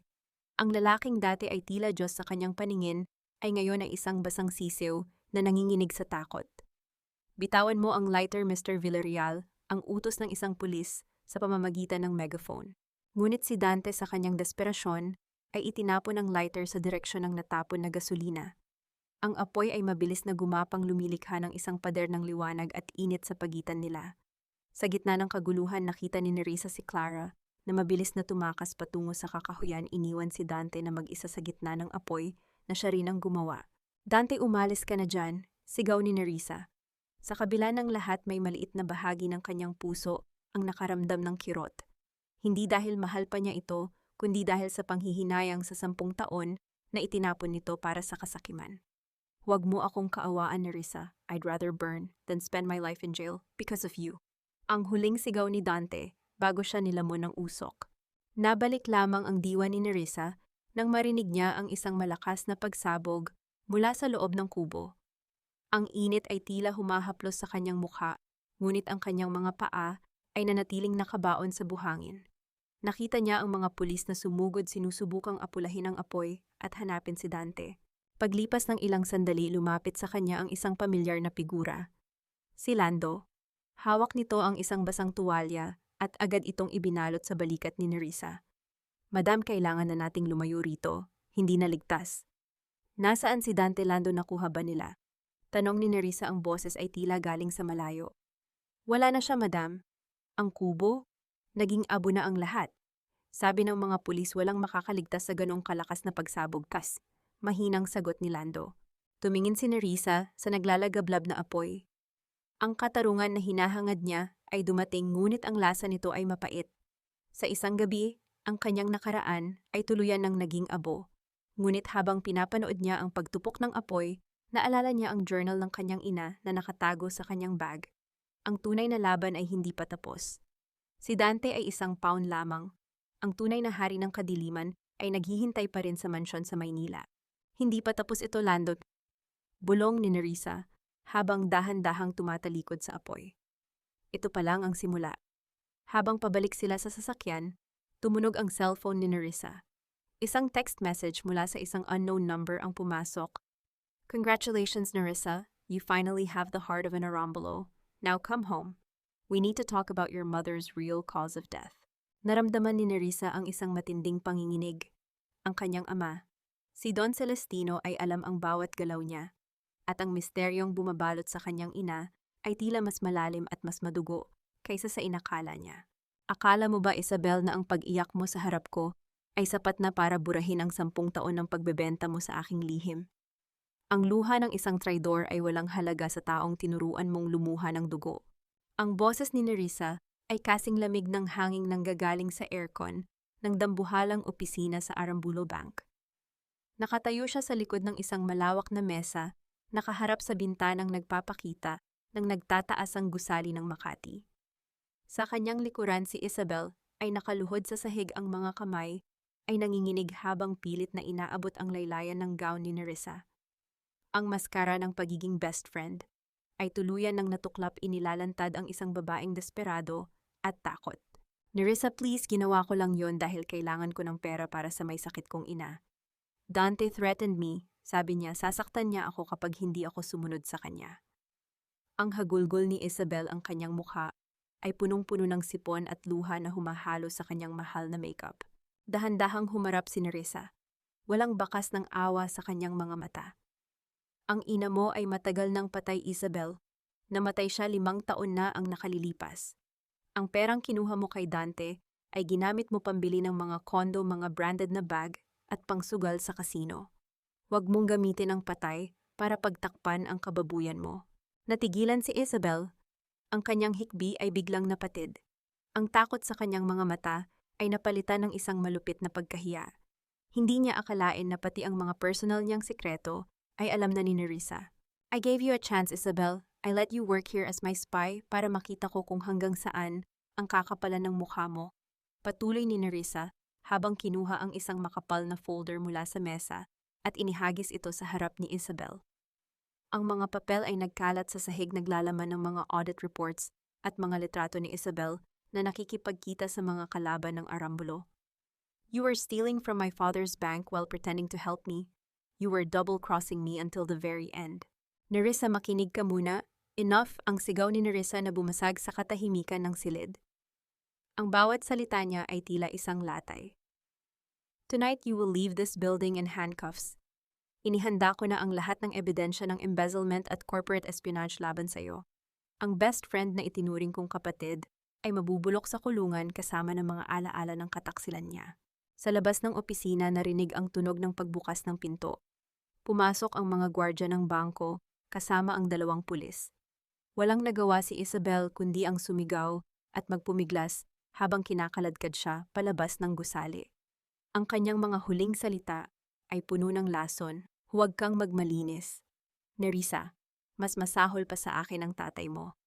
Tinitiyak ko sa'yo, ikaw ang susunod na sisirain niya." Nang muling mag-isa si Nerissa sa opisina, naramdaman niya ang isang matinding pagod. Ang paghihiganti sa kanyang kaibigan ay hindi nagbigay sa kanya ng inaasahang ligaya. Sa halip, lalong lumalim ang sugat sa kanyang puso.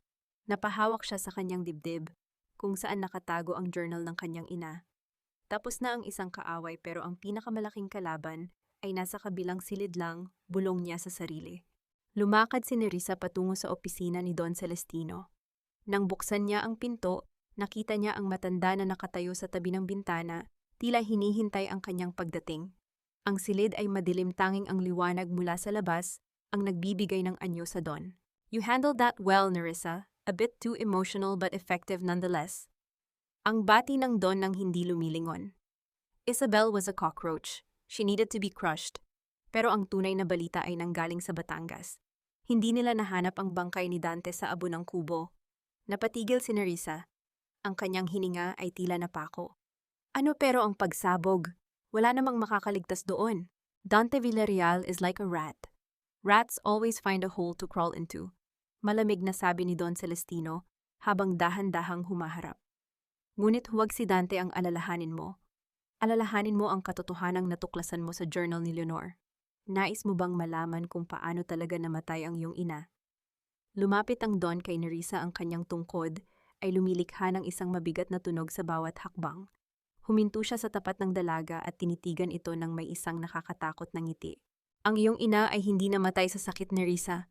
Namatay siya dahil pinili niyang protektahan ka mula sa akin. At alam mo ba kung ano ang huling sinabi niya bago ko siya tuluyang iniwan sa dilim? Sabi niya balang araw ang anak niya ang tatapos sa nasimulan ko." Naramdaman ni Nerissa ang isang matinding pangangatog ng kanyang buong katawan. Ang kanyang sariling ama ay inamin ng isang bagay na kasing sama ng ginawa ni Dante. Ang mansyong ito ay hindi tahanan. Ito ay isang libingan ng mga lihim. "Bakit mo ito sinasabi sa akin ngayon?" Tanong ni Nerissa, ang kanyang boses ay nanginginig sa galit at takot. "Because the game is reaching its end, my daughter. May isang tao na kumuha ng litrato ng sasakyan mo sa ilalim ng dagat. At ang taong iyon ay hindi si Lando. Ang taong iyon ay si Dante. He's alive, Nerissa. At kasalukuyan siyang kasama ng mga taong nais pabagsakin ang pamilya Arambulo. He's coming for you tonight." Bago pa man makasagot si Nerissa, biglang namatay ang lahat ng ilaw sa buong gusali. Ang katahimikan ay naging kasing bigat ng tingga.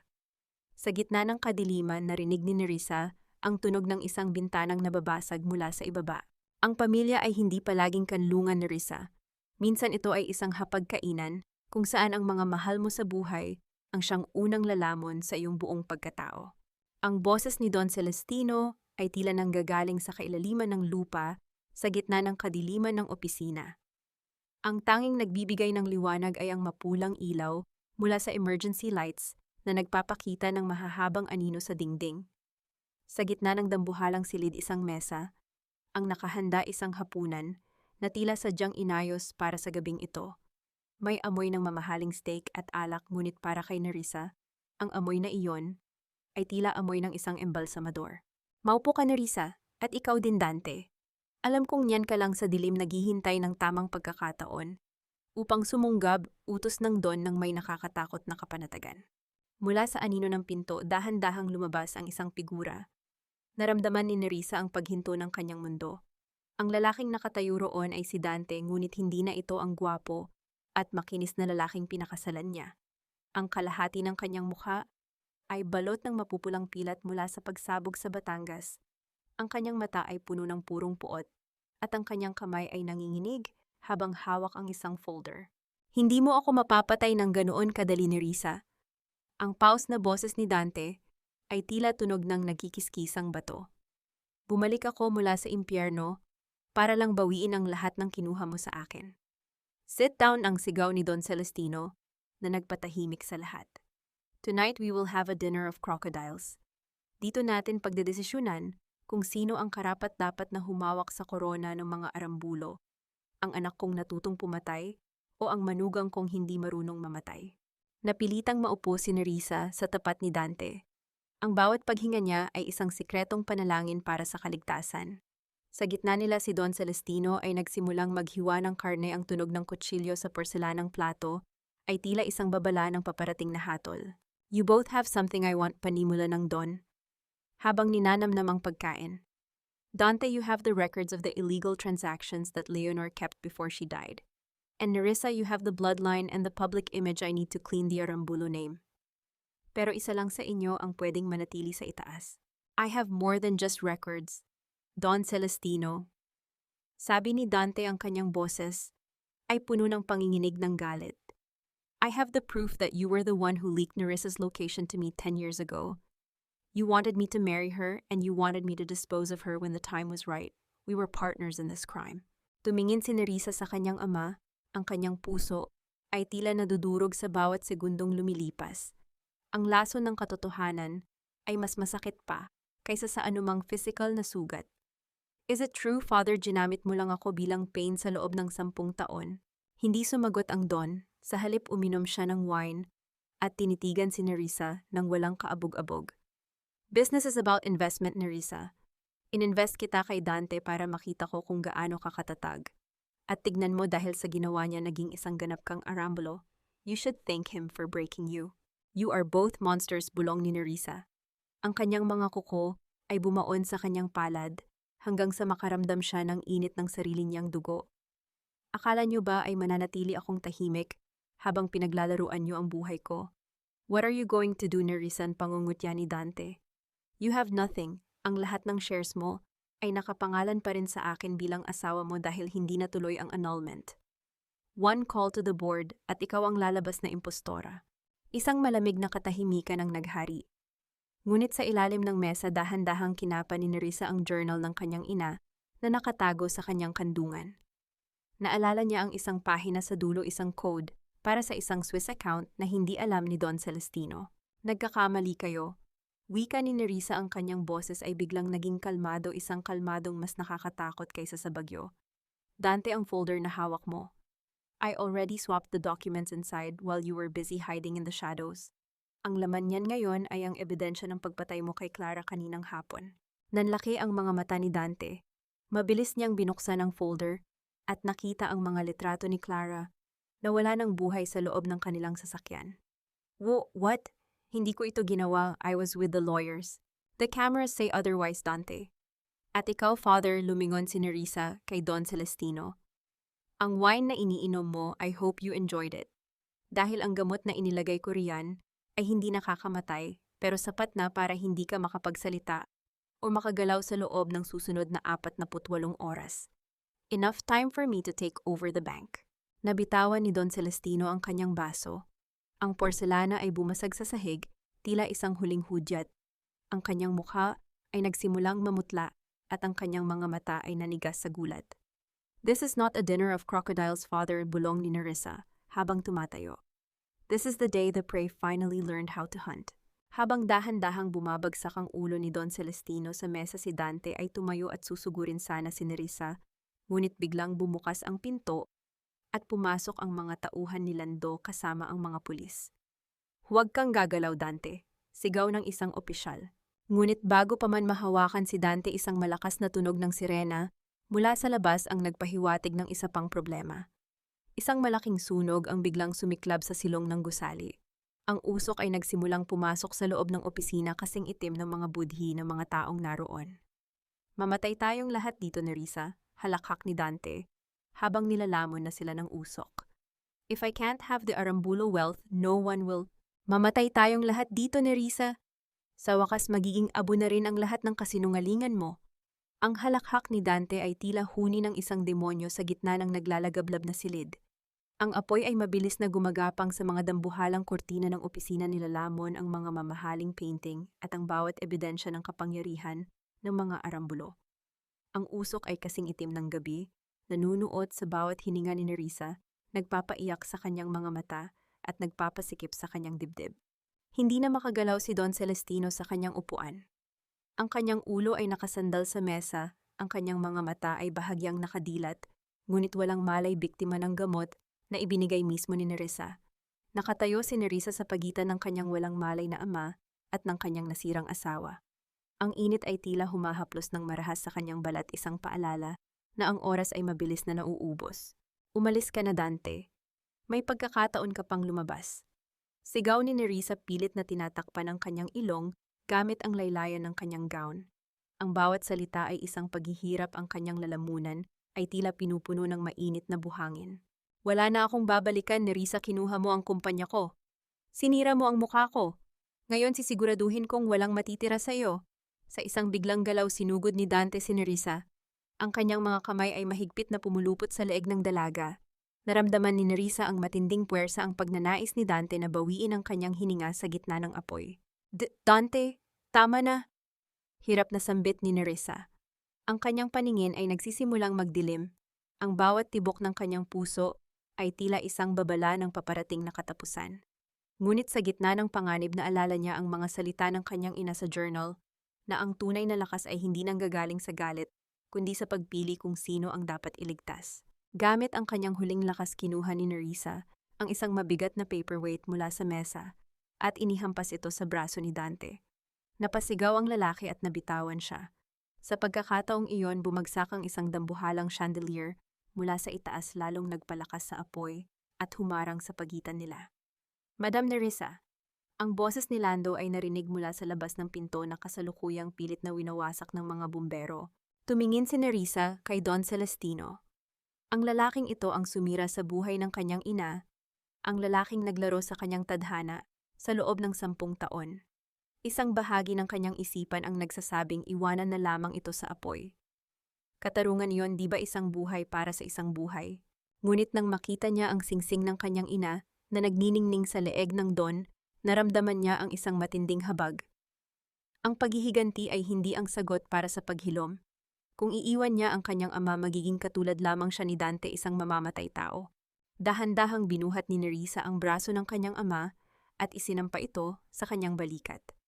Ang bawat hakbang ay tila isang pag-akyat sa bundok.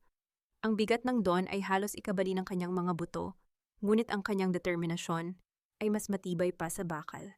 Sa bawat hakbang niya palayo sa apoy, nararamdaman niya ang pagbagsak ng mga bahagi ng gusali sa kanyang likuran. Dante, sumunod ka to, pantuasid ka. Huling sulyap ni Nerissa sa kabilang panig ng apoy. Ngunit nakita niya si Dante na nakaupo na lamang sa sahig, yakap-yakap ang folder ng mga dokumento na inakala niyang yaman, habang ang apoy ay tuluyan na siyang binalot. Ang huling nakita ni Nerissa sa mga mata ni Dante ay ang isang matinding pagsisisi, isang pagsisising huli na para sa lahat. Nang sa wakas ay bumukas ang pinto, sinalubong sila ni Lando at ng mga bumbero. Kinuha nila si Don Celestino mula sa kanyang mga bisig. Paglabas nila sa gusali, ang malamig na hangin ng gabi ay humalik sa basang mukha ni Nerissa. Napaluhod siya sa semento habang pinapanood ang naglalagablab na gusali ng Arambulo Bank. Ang lahat ng yaman, ang lahat ng galit, at ang lahat ng kasakiman ay unti-unting nagiging abo sa harap ng kanyang mga mata. Sa tabi niya, si Don Celestino ay dahan-dahang nagkakamalay, ang kanyang mga mata ay nakatitig sa kanyang anak na nagligtas sa kanya sa kabila ng lahat. Bakit mo ako iniligtas? Mahinang tanong ng Don, ang kanyang boses ay puno ng pagtataka at kahihiyan. Dahil hindi ako ikaw, Father. Sagot ni Nerissa habang pinupunasan ang uling sa kanyang muka. At dahil ang katarungan ay hindi natatapos sa kamatayan, kundi sa pagbabayad ng lahat ng kasalanan, habang ikaw ay buhay. Nabalik ang diwa ni Nerissa nang lumapit ang isang pulis sa kanya. Madam, may nahanap kaming isang tao sa gilid ng gusali bago ito gumuho. Isang babaeng nagngangalang Clara. Sinasabi niya na may iniwan daw na testamento si Dante bago siya pumasok sa loob. Isang testamentong magpapabago sa lahat ng ari-arian ng mga Arambulo. Naramdaman ni Nerissa ang isang muling pagkirot sa kanyang puso. Kahit sa huling sandali, mayroon pa ring iniwan na lason si Dante. Nasaan ang dokumento? Tanong ni Nerissa. Iyon ang problema, madam. Ang dokumento ay nasa kamay na ngayon ng isang taong hindi natin inaasahan. Ang inyong kapatid, ang anak ni Don Celestino sa ibang babae na matagal na ninyong hindi kilala. Ang bawat pader na itinayo ko para protektahan ang aking sarili ay tila gumuho sa isang pangalan lang na hindi ko kailanman narinig.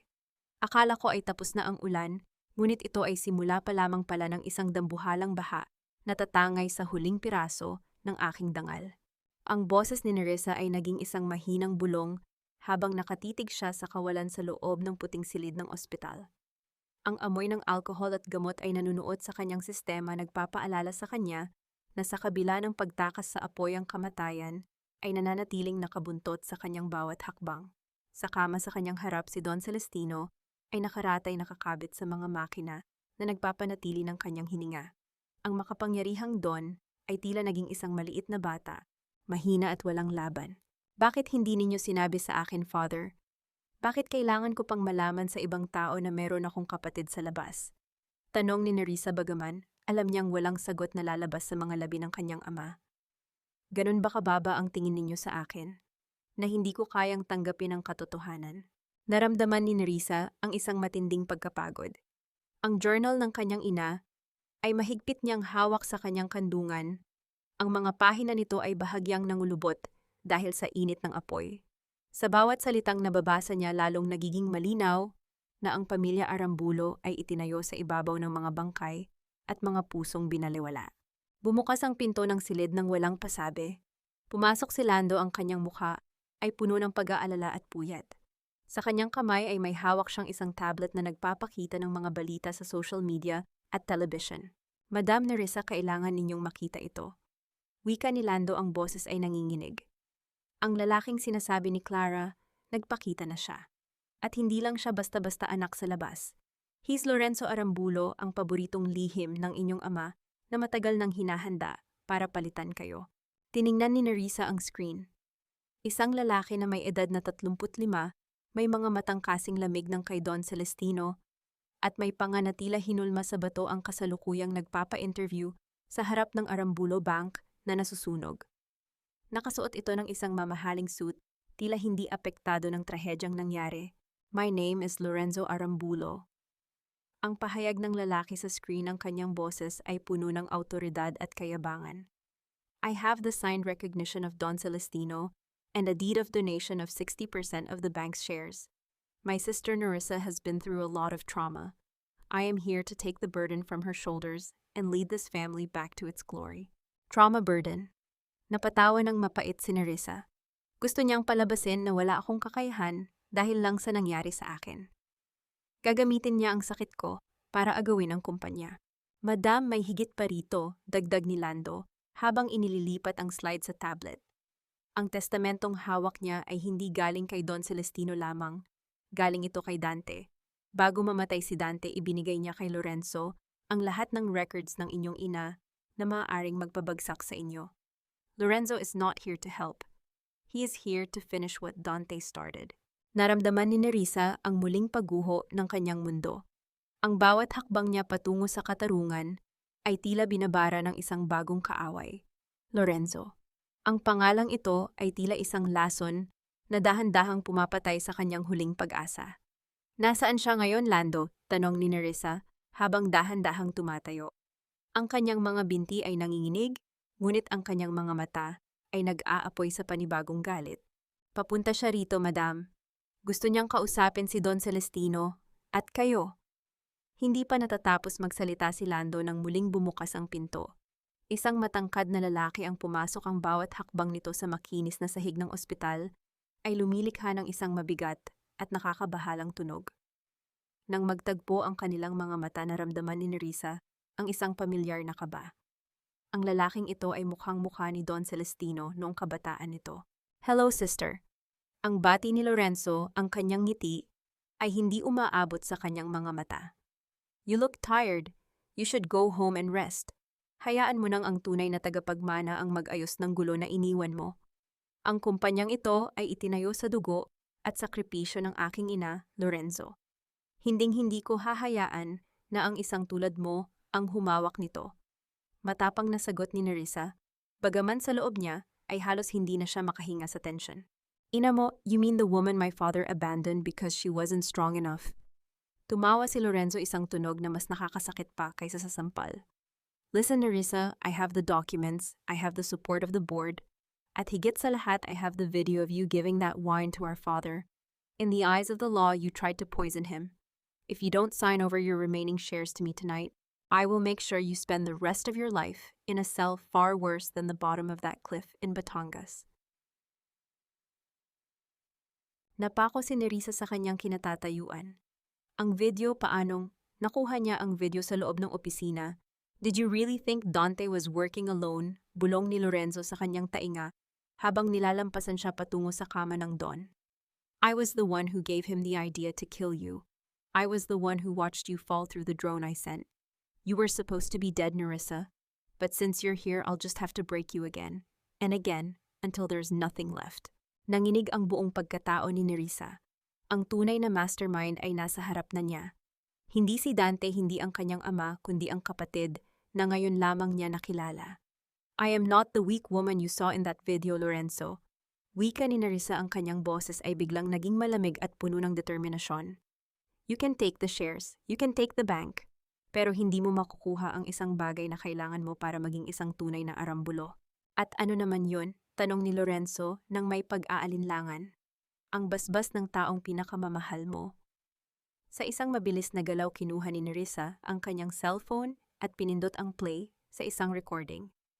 Ang boses ni Clara bago ito namatay ay narinig sa buong silid isang pag-amin na si Lorenzo ang pumatay sa kanya dahil sa selos at pera.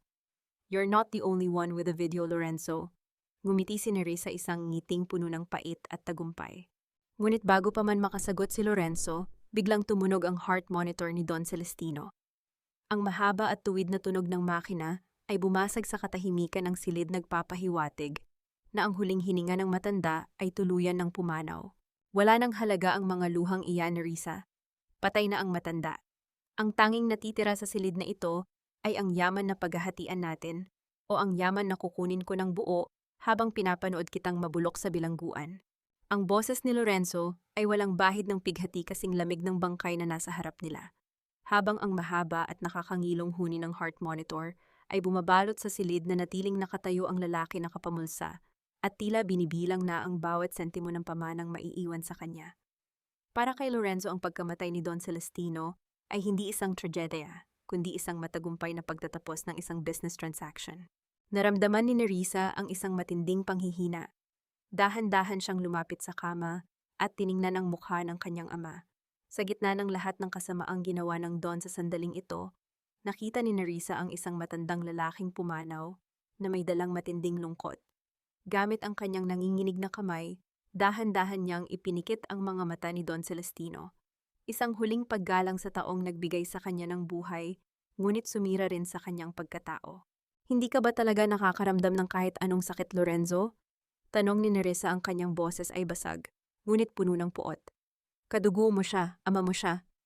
Ama, he was just a mentor who forgot that his student was smarter than him. Tumawa ng mapait si Lorenzo.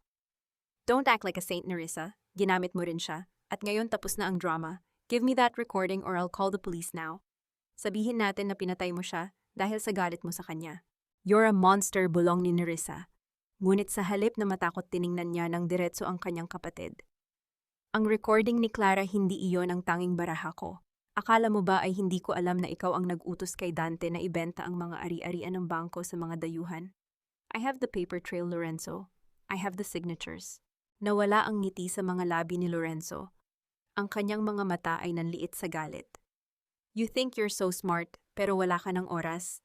The board of directors is meeting in 1 hour to announce the new chairman. At sa dokumentong hawak ko, ako ang itatalaga. Biglang bumukas ang pinto ng silid. Pumasok ang isang matandang lalaki na nakasuot ng salamin at may hawak na isang itim na briefcase, si Attorney Valdez, ang pinakapinagkakatiwalaang abogado ni Don Celestino sa loob ng 3 dekada.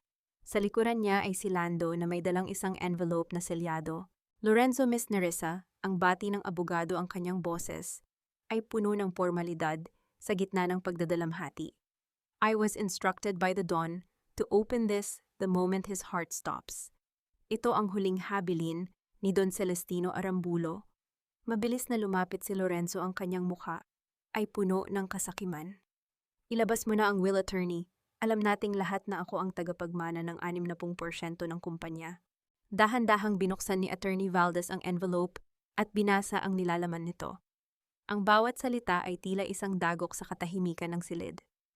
Don Celestino has left a specific clause for this exact situation. Ang lahat ng shares, ang lahat ng lupain, at ang control sa Arambulo Bank ay mapupunta sa anak na makakapagbigay ng katarungan sa pagkamatay ni Leonor Arambulo. Natigilan si Lorenzo. Anong klaseng kalokohan yan? Patay na si Leonor, matagal na siyang wala. Ang sabi rito, patuloy ng abogado, ang katarungang tinutukoy ng Don ay ang paghahanap sa taong nag-utos sa paglason sa kanya. Don Celestino knew he was being poisoned, Lorenzo, at alam niya kung sino ang gumagawa nito. Napatingin si Nerissa kay Lorenzo. Nakita niya ang isang mabilis na pagdaan ng takot sa mga mata nito. Ang lason na inakala niyang siya ang nagbigay ay matagal na palang ibinibigay ni Lorenzo sa kanyang ama sa maliliit na doses. This is a lie, I have my own documents. Sigaw ni Lorenzo, susugurin sana ang abogado, ngunit mabilis siyang hinarang ni Lando. May isa pa pong nakasulat, attorney, wika ni Nerissa, na parang may naalala mula sa journal ng kanyang ina. The vault in the library, ang code ay hindi petsa ng kapanganakan ni Leonor. Iyon ay ang petsa kung kailan pinanganak ang taong nagligtas sa kanya sa Batangas. Sa sandaling iyon, isang malakas na tunog ng mga yabag ng sapatos ang narinig sa labas ng pasilyo. Ang mga pulis ay dumating na, ngunit hindi para kay Nerissa. Lorenzo Arambulo, you are under arrest for the murder of Clara Villarreal and for the attempted murder of Don Celestino Arambulo, ang pahayag ng opisyal. Habang kinakaladkad si Lorenzo palabas, tumingin siya nang huli kay Nerissa. Ang kanyang mukha ay punong-puno ng sumpa. Hindi pa tapos ito, Nerissa. Hinding-hindi ka magiging masaya sa perang iyan. May sumpa ang pangalang Arambulo. Nang muling tumahimik ang silid, lumapit si Nerissa sa bintana. Nakita niya ang pagsikat ng araw sa labas, ang liwanag na dahan-dahang nagtataboy sa kadiliman ng gabi. Ang labanan ay tapos na, ngunit ang sugat sa kanyang puso ay naroon pa rin. Attorney, tawag ni Nerissa nang hindi lumingon. Ihanda niyo ang lahat ng papeles para sa pagtatayo ng Leonor's home. I don't want the gold, I want the healing. Ngunit sa gitna ng kanyang paghinga ng maluwag, isang boses sa kanyang isipan ang nagpaalala. Kung si Lorenzo ang naglason sa ama, sino ang taong nagpadala ng litrato ng sasakyan sa ilalim ng dagat na may babala tungkol sa Don? Lumingon si Nerissa kay Lando. Nakita niya ang isang kakaibang ngiti sa labi nito, isang ngiting hindi niya kailanman nakita sa loob ng maraming buwan. Lando, sino? Sino ka ba talaga? Ang katotohanan ay hindi parang alon na dumarating at umaalis, Nerissa. Minsan ito ay parang lalim ng dagat, nandyan lang naghihintay na lumnunod sa iyo o kaya naman ay iligtas ka mula sa sarili mong kadiliman. Ang mga boses ni Lando ay hindi na ang boses ng simpleng binata na nakilala ni Nerissa sa Pampang ng Batangas. Wala na ang punto ng probinsyano, wala na ang bakas ng pagiging utusan. Ang kanyang boses ay naging malalim, pino, at puno ng isang uri ng kapangyarihan na tanging ang mga taong sanay sa mundo ng mga anino ang nagtataglay. Nakatayo sila sa hardin ng ospital, malayo sa mga pulis at sa ingay ng nagkakagulong media. Ang liwanag ng buwan ay tumatama sa mukha ni Lando, at sa unang pagkakataon, napansin ni Nerissa ang isang pilat sa gilid ng kanyang leeg, isang pilat na mukhang marka ng isang profesional na sundalo o kaya ay isang taong dumaan sa matitinding labanan. Sino ka ba talaga, Lando? Bakit mo ako tinulungan?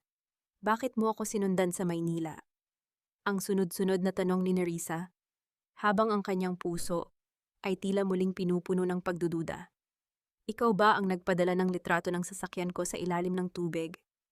Ikaw ba ang nagbabala sa akin tungkol sa ama ko? Dahan-dahang kinuha ni Lando ang isang lumang pitaka mula sa kanyang bulsa.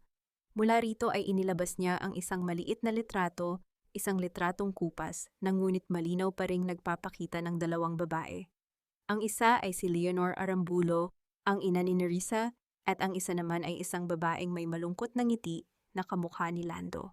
Ang ina ko ang huling tagapangalaga ni Leonor bago siya pumanaw sa Batangas. Simula ni Lando ang kanyang mga mata ay nakatitig sa kawalan. Bago siya namatay, ipinangako ng ina ko na babantayan ka namin. Hindi ako isang mangingisda, Nerissa. Isa akong dating intelligence officer. Lumaki ako sa probinsya para magtago, pero ang tanging misyon ko ay hintayin ang araw na magtatangka ang mga Arambulo o si Dante na tapusin ka. Naramdaman ni Nerissa ang isang matinding bugso ng emosyon. Ang lahat ng akala niyang swerte o tadhana ay isa palang planadong proteksyon mula sa kanyang ina. Ang pagmamahal ni Leonor ay lumampas sa kamatayan, nag-iwan ng isang sundalo sa dilim para siguraduhin ang kanyang anak ay muling makakatayo. Kaya ang mga litrato, ang mga babala, bulong ni Nerissa. Kailangan kitang gisingin, Nerissa, tugon ni Lando habang lumalapit sa kanya. Kung nanatili kang mahina, kung nanatili kang natatakot kailanman, ay hindi mo kukunin ang nararapat sa iyo.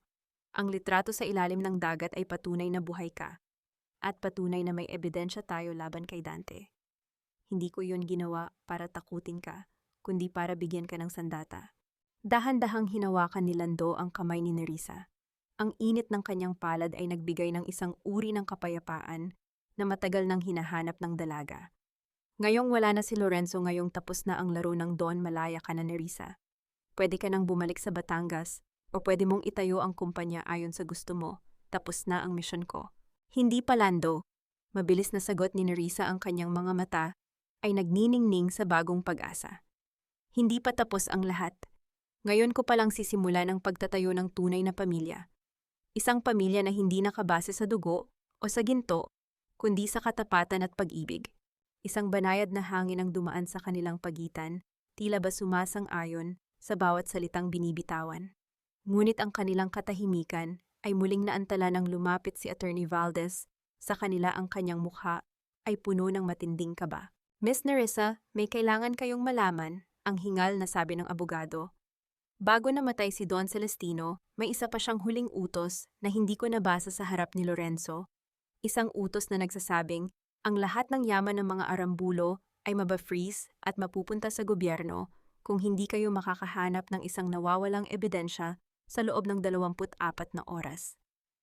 Ebidensya para sa ano, attorney? Tanong ni Nerissa. Ebidensya na hindi si Don Celestino ang pumatay sa ina niyo, kundi may isa pang tao na matagal nang nagtatago sa loob mismo ng pamilyang ito. Isang tao na mas makapangyarihan sa inyong ama at kasalukuyang hawak ang lahat ng accounts ng kumpanya. Napatingin si Nerissa kay Lando. Nakita niya ang pagdilim ng mukha ng binata. Ang anino ng nakaraan ay tila ayaw pa ring lumisan. May isa pang nakatagong kaaway. Isang kaaway na kanina pa sila pinapanood mula sa loob ng ospital. Tumingin ka sa itaas, Nerissa, pound, bulong ni Lando, habang dahan-dahang inilalagay ang kanyang kamay sa kanyang tagiliran. Sa tuktok ng gusali ng ospital, nakita ni Nerissa ang silweta ng isang babaeng nakasuot ng itim na belo. Isang babaeng akala ng lahat ay matagal nang wala. Ang lola mo, bulong ni Attorney Valdez. Si Doña Victorina, ang tunay na utak ng lahat ng kasamaan ng mga Arambulo. Naramdaman ni Nerissa ang isang matinding pangangatog. Ang huling laban ay hindi laban sa asawa, hindi laban sa ama, kundi laban sa ugat ng lahat ng lason sa kanilang pamilya. Ang pamilya ay hindi isang sumpa, lola. Ito ay isang pagpipilian. At sa gabing ito, pinipili kong putulin ang kadena ng kasamaang sinimulan mo bago pa man ako isilang. Ang boses ni Nerissa ay hindi nayayanig kasing tibay ng mga bato sa Batangas na humarap sa libu-libong bagyo. Nakatayo siya sa loob ng madilim na kapilya ng ospital kung saan naghihintay ang isang babaeng balot ng itim na sutla. Si Doña Victorina. Ang reyna ng mga Arambulo na inakala ng lahat ay pumanaw na sa ibang bansa, ngunit ang totoo ay nanatili sa mga anino upang kontrolin ang bawat galaw ng kanyang anak na si Celestino at ng kanyang mga apo. Ang liwanag ng mga kandila ay nagbibigay ng nakakatakot na anyo sa mukha ng matanda. Ang kanyang mga mata ay tila mga uling na nagbabagapuno ng isang uri ng pagmamataas na hindi kayang burahin ng panahon. Sa kanyang kamay, hawak niya ang isang gintong rosaryo, ngunit ang kanyang mga salita ay malayo sa anumang panalangin. Napakalakas ng loob mo, Nerissa. Kamukhang kamukha mo ang iyong ina, matigas ang ulo, mapusok, at puno ng mga idealismong walang saysay sa mundong ito. Ang boses ni Doña Victorina ay kasing gasgas ng tuyong dahon. Akala mo ba ay nagtagumpay ka na dahil nabilanggo si Lorenzo at namatay si Dante? Sila ay mga abala lamang. Ako ang pundasyon ng Arambulo. Ako ang nagbigay sa iyo ng dugong na nananalaytay sa iyong mga ugat. Ang dugong iyon ay malansang dahil sa iyo, Lola. Tugon ni Nerissa dahan-dahang lumalapit habang sa likuran niya ay nakatayo si Lando handang sumailalim sa anumang panganib. Ikaw ang nag-utos na ilayo ako sa aking ina. Ikaw ang nagtulak kay Celestino na maging isang halimaw. At ikaw ang dahilan kung bakit namatay si Leonor sa lungkot at pangungulila. I did what I had to do to protect the empire. Sigaw ng matanda ang kanyang boses. Ay pumiyok sa galit. Leonor wanted to expose our secrets. Gusto niyang ipamigay ang yaman natin sa mga hampas lupa. Hindi ko hahayaang masira ang lahat ng itinayo ko dahil lang sa konsensya ng isang babaeng mahina. Hindi mahina ang aking ina. Siya ang pinakamalakas sa inyong lahat dahil mas pinili niyang mamatay na may dangal kaysa mabuhay sa piling ng isang tulad mo, wika ni Nerissa. At tungkol sa ebidensyang hinahanap ni Attorney Valdez, hindi ito nakatago sa anumang vault o bank account. Napatigil si Doña Victorina. Ang kanyang mga daliri ay humigpit sa rosaryo. Anong ibig mong sabihin? Dahan-dahang hinawakan ni Nerissa ang kanyang kwintas, ang pendant na gintong A na ibinigay sa kanya ni Lola Amparo. Sa ilalim ng liwanag ng kandila, may isang maliit na bahagi ng pendant ang kanyang pinindot, isang sikretong compartment na tanging ang mga taong may tunay na malasakit sa pamilya ang makakaalam. Isang maliit na microchip ang lumabas mula rito. Narito ang lahat, Lola. Ang boses ni Celestino bago siya mawalan ng malay ang pag-amin niya na ikaw ang tunay na utak ng lahat.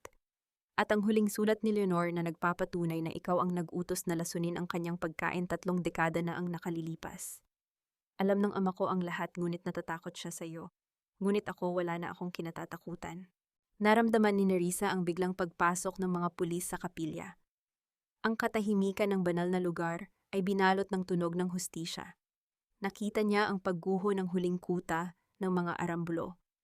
Ang mukha ni Doña Victorina ay nawalan ng kulay, ang kanyang pagmamataas ay napalitan ng isang matinding kahihiyan, habang ang mga posas ay inilalagay sa kanyang nanginginig na mga kamay.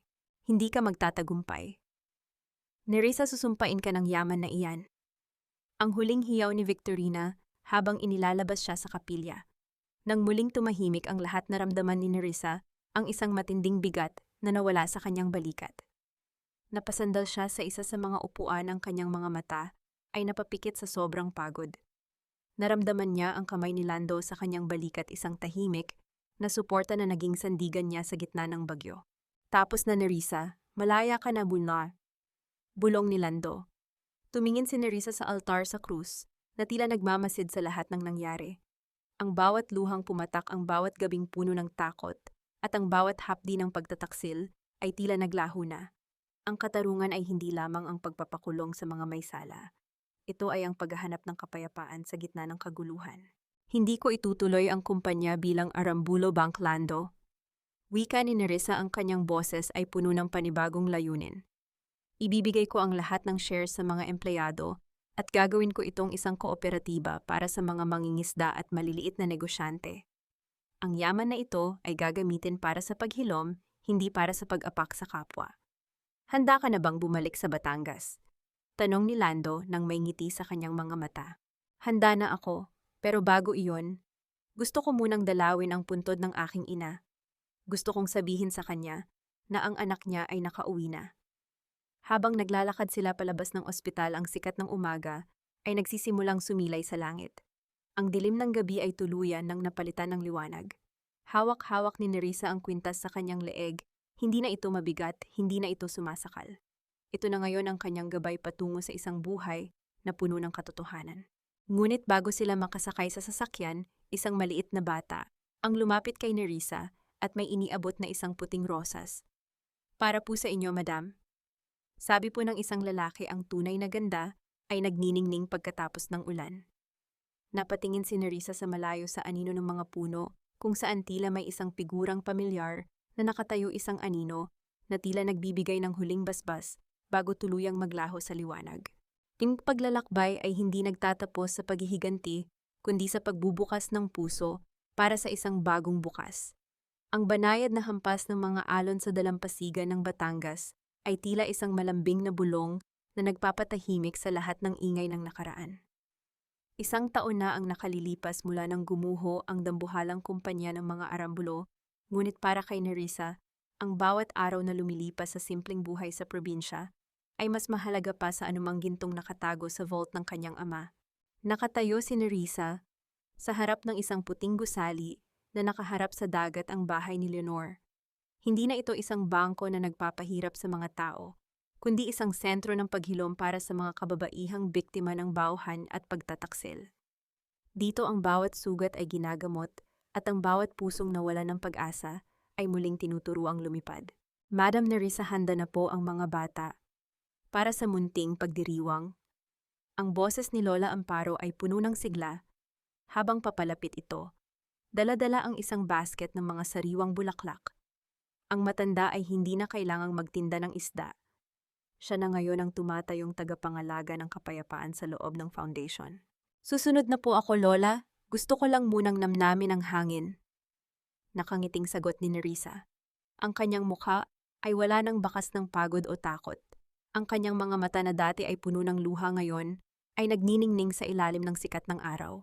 Dahan-dahan siyang naglakad patungo sa dalampasigan kung saan nakatayo ang isang lalaki na tahimik na nagmamasid sa kanya. Si Lando.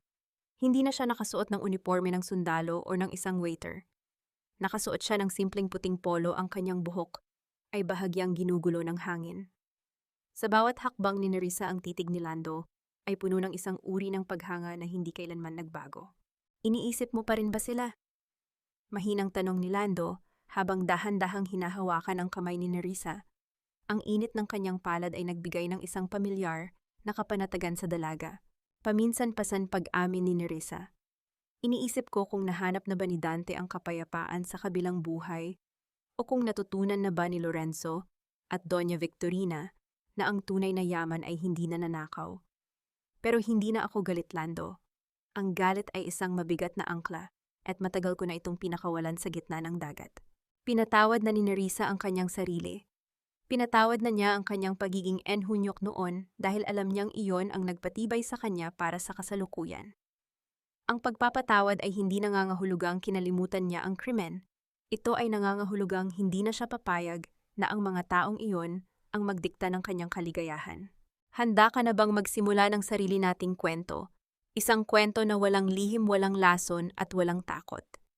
Tanong ni Lando, ang kanyang boses ay puno ng pagsinta. Dahan-dahang isinandal ni Nerissa ang kanyang ulo sa balikat ni Lando. Ang amoy ng dagat at ang bango ng katapatan ng lalaki ay bumalot sa kanya. Matagal na akong handa, Lando. Mula pa noong gabing hinugot mo ako mula sa ilalim ng tubig. Sa malayo ang araw ay dahan-dahang lumulubog, nagbibigay ng kulay kahel at purpura sa langit. Ang bahay ni Leonor ay napuno ng tunog ng tawanan at mga awitin ng pasasalamat. Ang sumpa ng mga Arambulo ay tuluyan ng naputol, pinalitan ng isang bagong pamana, isang pamanang itinayo sa ibabaw ng pag-ibig na marunong maghintay at katarungang marunong maghilom. Ang katarungan ay hindi lamang ang pagkukulong sa mga masasamang tao. Ang tunay na katarungan ay ang pagkakataong mabuhay ng malaya ng may dangal at may kasama sa buhay na hinding-hindi ka bibitawan kahit gaano pa kalakas ang bagyong dumating.